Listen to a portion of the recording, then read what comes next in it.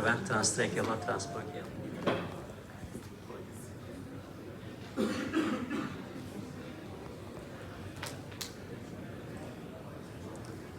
Hi, good afternoon. I'm Adriana Branda from Buenos Aires, Argentina. I work for the hospital Francisco Muñiz from the city of Buenos Aires. And our group is now presenting a short work, well, it's long-standing, but it's for a method with low cost, but nonetheless a high diagnostic yield. We present a cohort of 435 patients who underwent either transtracheal or transbronchial needle aspiration with Schipati rigid needle. This reusable rigid needle was created in 1949 by Argentinian surgeon Eduardo Schipati as an alternative for diagnosing the mediastinum and lesions adjacent to the central airways. Though it was rapidly and gradually replaced by more modern, flexibly, and then US-guided technologies that are now the golden standard for studying the mediastinum, this tool remains an affordable tool in many developing economies.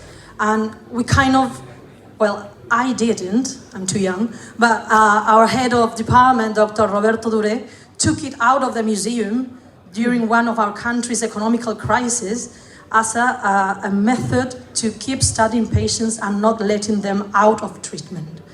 So, shortly,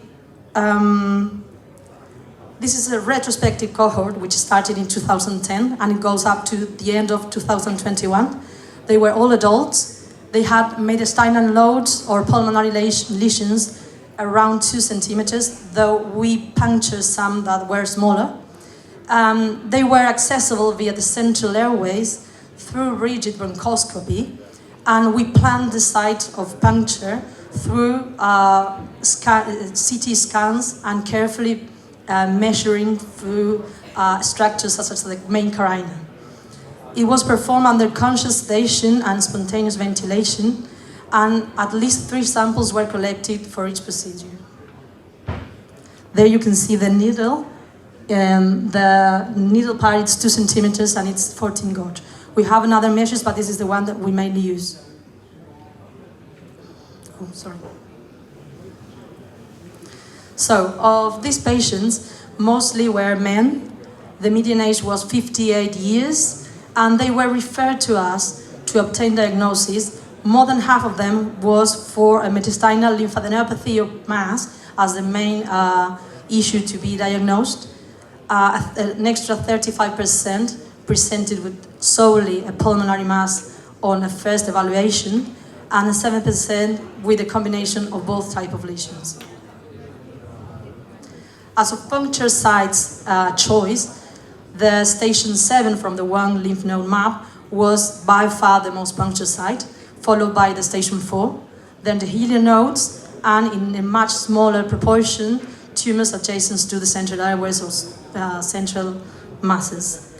And as you can see in the photos below, we can achieve samples with a size that enables to perform not only cytological but also histological pathology, and they were therefore used also for biomarkers. With this technique, we achieved around 85% representative samples. It is a blind technique with an overall diagnostic yield of at least 79%, which is not bad for a blind technique. By far the most found diagnosis was lung cancer, mostly adenocarcinoma, followed by TB, which is quite representative of our country. Then other cancers, sarcoidosis, or other infections that could affect the mediastinal nodes.